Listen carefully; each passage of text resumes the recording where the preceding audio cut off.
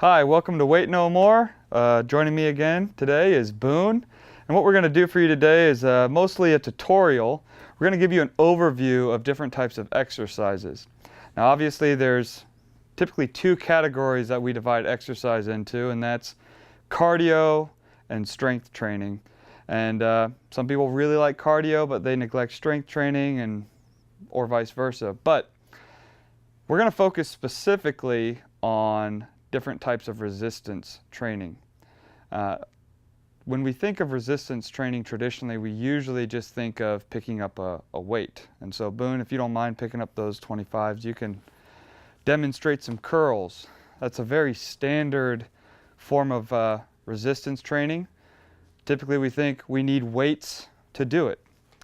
But you really don't need weights only, and that is really not the only kind of resistance training there is. Thanks, Boone.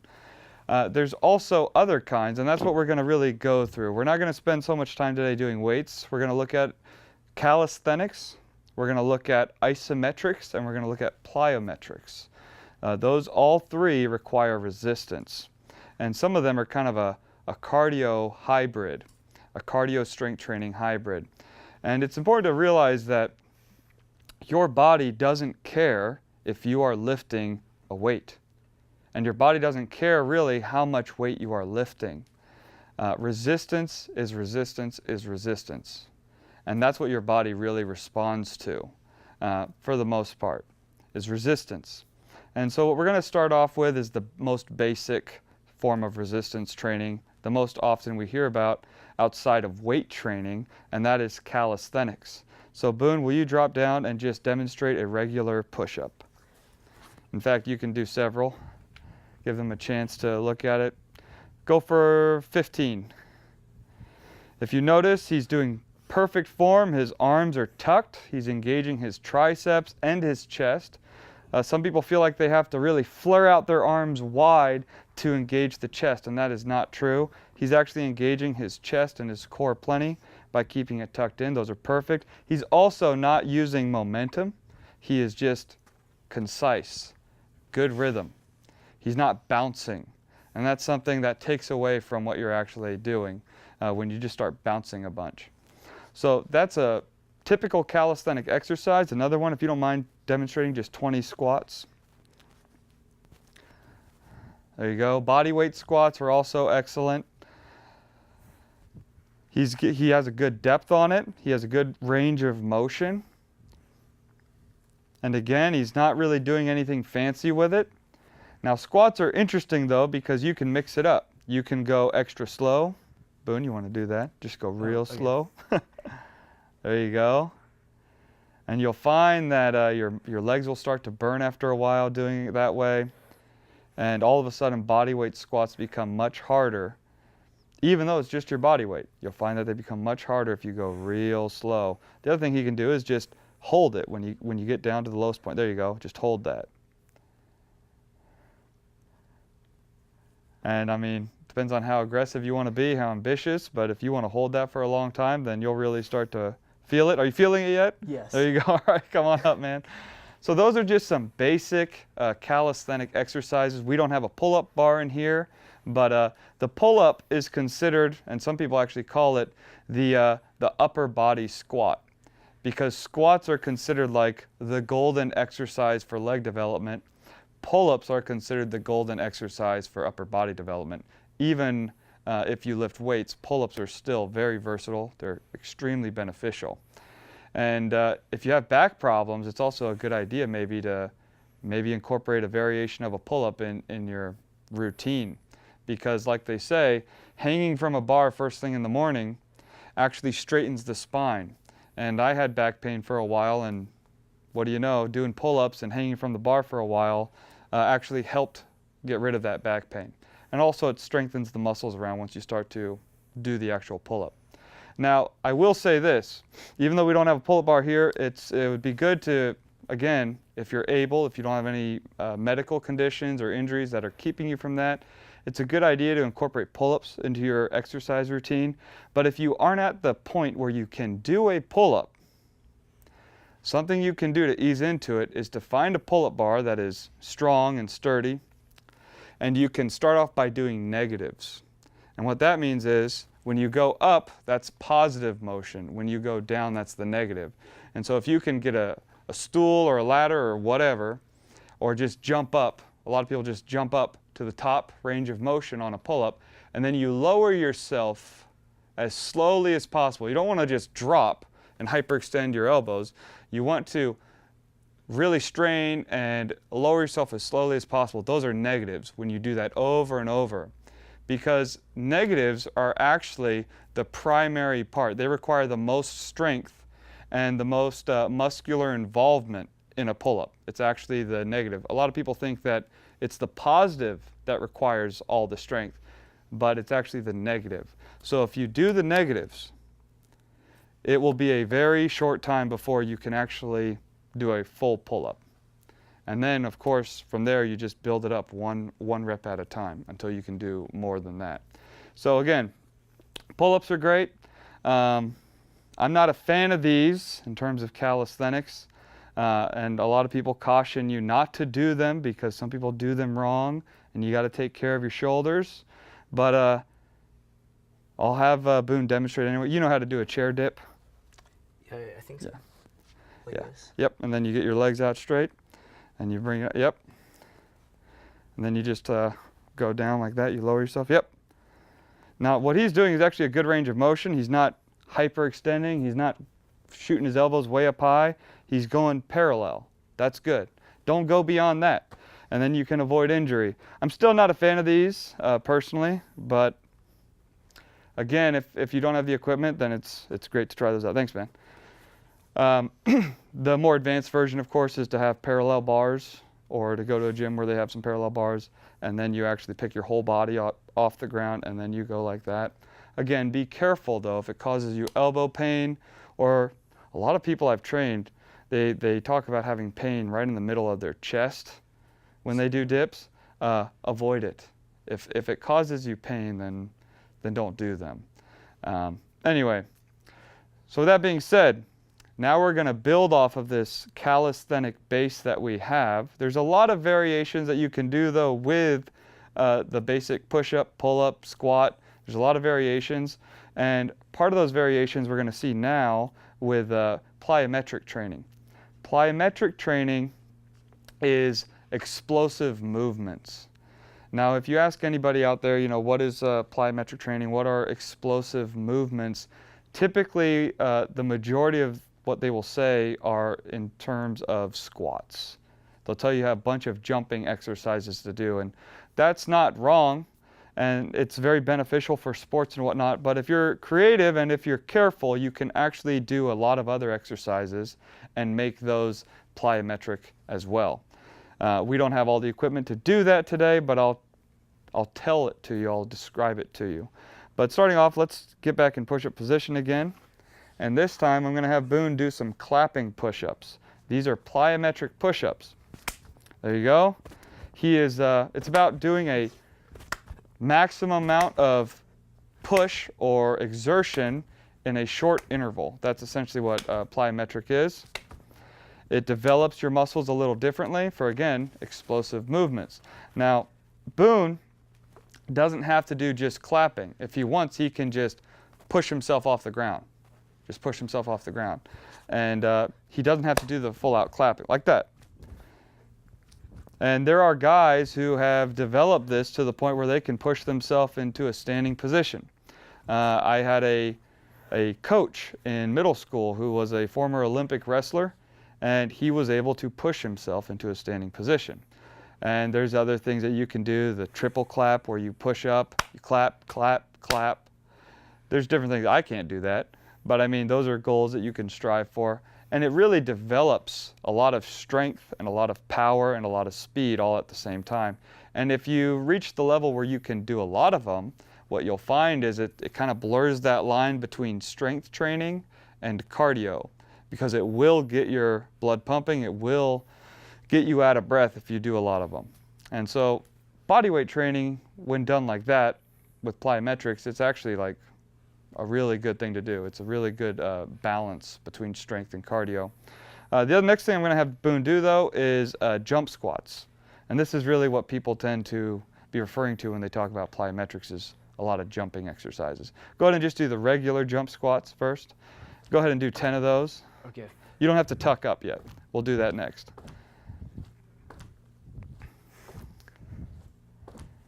And some people mix these up with doing burpees, which is when you jump and on your way down you get into a push-up position, then you come back into a squat and then you jump again. But I'm not going to have him do that. And, all right, and then the next one he can do is a tuck jump, which is where you bring your knees up when you're high. Yep.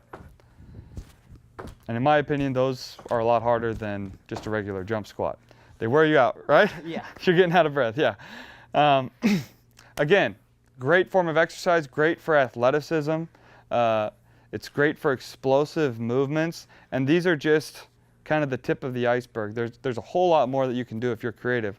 Now, what I want to talk about for a little bit, though, is how to take plyometric exercises even further, not just with body weight exercises.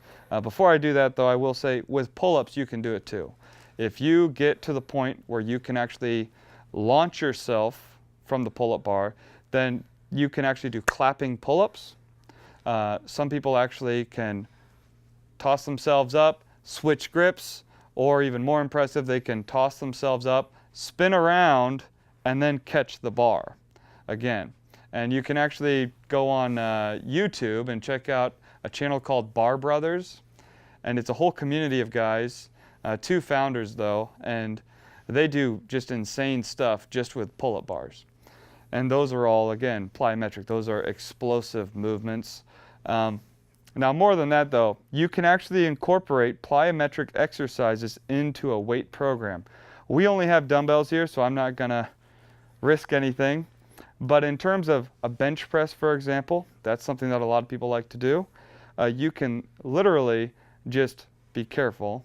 Don't be dumb about this. Don't do a Darwin Award. But use a lighter weight, and then you can launch it off of yourself in the air and then catch it, okay? So for someone like me, I could easily do that with a 50-pound setting. I could easily do that with a 75-pound setting, but again, use common sense. I don't recommend doing it with 200 pounds. And if you're not really in that great of shape, I don't recommend doing it with 50. Be very careful with that. But it is an option. It is something that you can do, is just tossing the bar. And the bar, in my opinion, is a lot safer to toss than individual dumbbells, which is, again, why we're not going to demonstrate any of that. But it can also be done with curls. With, again, a barbell, you can toss the curl bar up and then catch it. Again, I would not recommend doing that with really heavy weight. But with light weight, you can do that. And that would be considered a plyometric exercise. And that might be beneficial in certain sports. So again, if you're creative, you can do this. You can incorporate plyometrics into your routine. I encourage you to. And of course, I encourage you to do calisthenics. Next on our list here, we are actually going to look at isometrics. Isometric exercises, let me just read the online definition of that. Isometrics are really not appreciated as they should be. They used to be a lot more popular than they are now. Very few people actually even incorporate isometrics into their routine. It's usually something that only people in prison do because they have nothing else. But it's something that you would benefit from, no matter what you do for a living. And it's relating to or denoting muscular action in which tension is developed without contraction of the muscle. What it means by contraction, though, is the muscle getting smaller. So it's talking about this type of contraction. When you curl, your muscle gets shorter, and then it gets longer. So it's talking about any exercise where you stay in a fixed position. You are still straining your muscles, you're still tightening them and squeezing them, and in a sense you're still contracting them, but you're not adjusting the length of the muscle heads at all. Expanding them. Yeah, you're not expanding them. You're not lengthening them in any way. And if you're really creative, there's actually a lot of different ways you can do this. In previous episodes, I touched on a couple that you could do with such like a belt, for example. We're going to look at a few different ones this time. We're going to start off with the most basic one. I did this all throughout high school while the teacher was talking. I was obsessed with getting a good pump in and exercising, and so I was pretty creative. And it's just sitting in the chair, and Boone, if you want to, you can demonstrate it. And then he has a little bar under here about this thick, pretty small, but it gives him something to grip on each side. And then he can just pull up. Now, his shoulders, his traps right here are like rock. His shoulders are tight, his delts, his bicep is contracted, not as much as the shoulders though, but that can actually be modified. If he bends his arm a little bit right there and then pulls, as tight as he can, now his bicep is hard as a rock. It's fully flexed. And he can hold that for 15 to 20 seconds. You can actually go longer if you want to. There's not really a limit on these things. The benefit to these types of isometric exercises, though, is that the muscles are being exerted pretty much equally. And it doesn't really develop the type of vanity muscles that people are wanting. It doesn't make your muscles really all that much bigger or more attractive, but it develops true strength. Because you're resisting against an immovable object in a sense. Works out his forearms, it's working everything out. Now, we're going to look at another one here of isometrics. Before we do though, I'll do one more here so we don't have to switch the cameras just yet. But all Boone has to do is he sticks his hands together and he just presses them against each other as hard as he can. His forearms are flexed real hard, his biceps are getting a good workout, and his chest is like a rock. And a lot of people, you go to the gym and you see people with dumbbells laying on a bench doing pec flies. That's a good exercise. Again, you don't need it though, necessarily, if you do this. This develops it as well. This develops the chest very well. And it's working the bicep. There's different modifications. If you go like this, it works out your chest slightly differently. Then when you angle it, this incorporates the bicep more when you have more of angled arms. But it's free, and you can do it pretty much anywhere. You might look a little weird doing this at work, but you can do it anywhere. And we're going to move over there now for our last isometric exercise. Hey, welcome back. We have switched locations, and we are now filming at a door.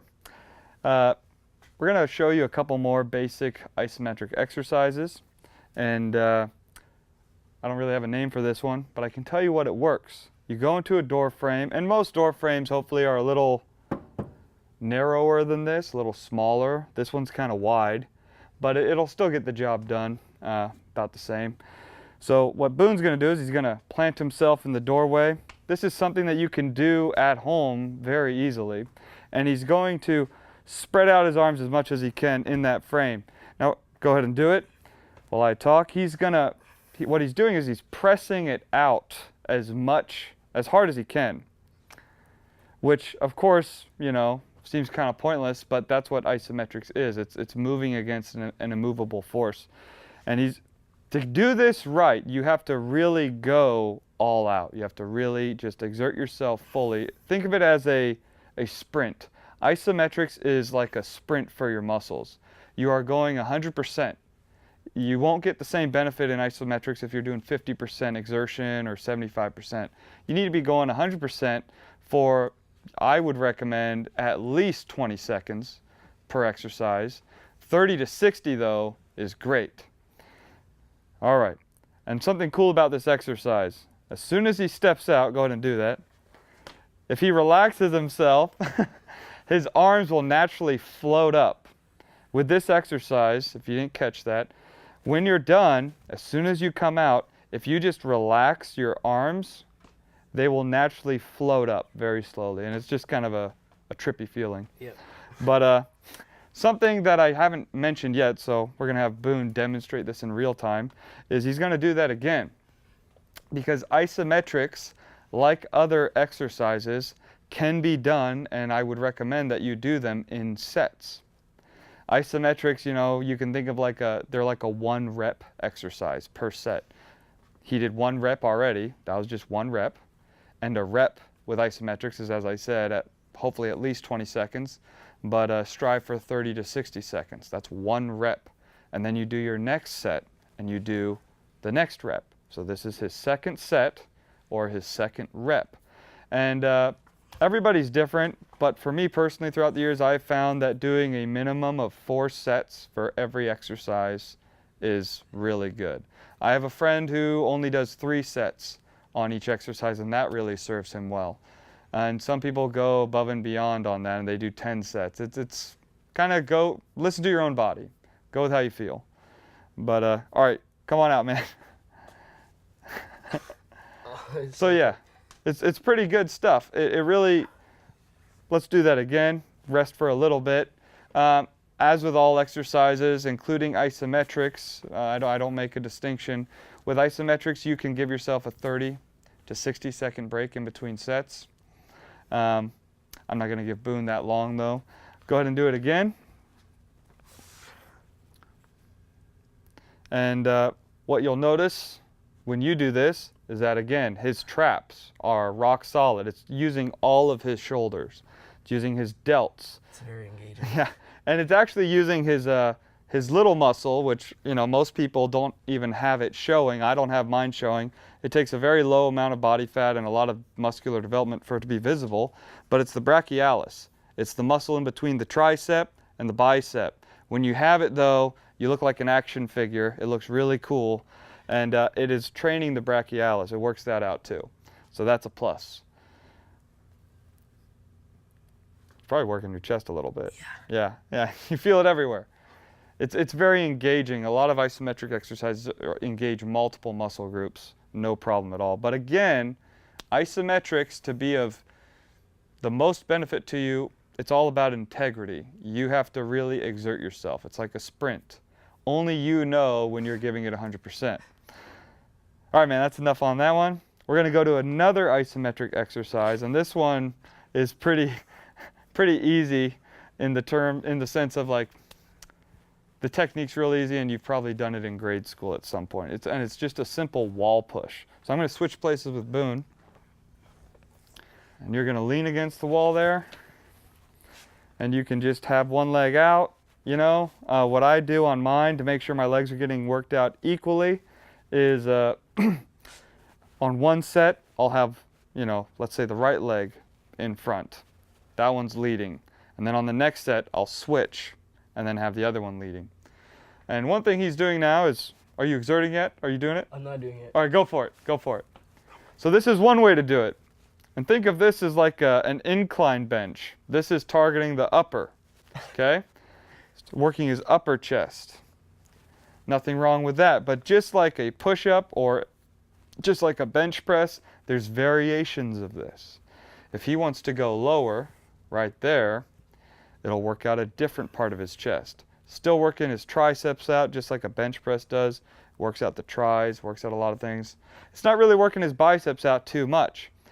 And that's normal for a lift such as this, because this is a pushing exercise. But if he wants to modify it and you bend your arms in a little bit more, all of a sudden, he's working things out a little differently.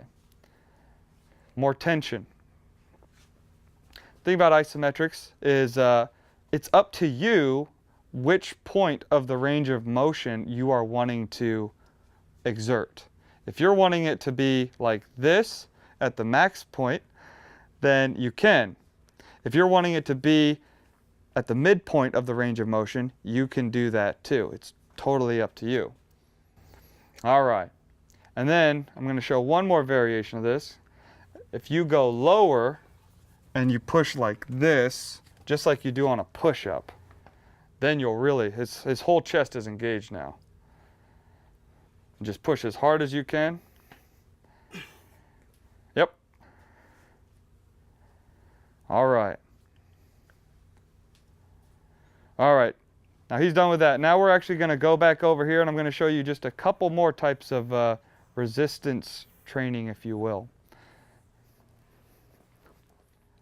Hey again. So we're back over here, and there's just a couple other things to cover on resistance training.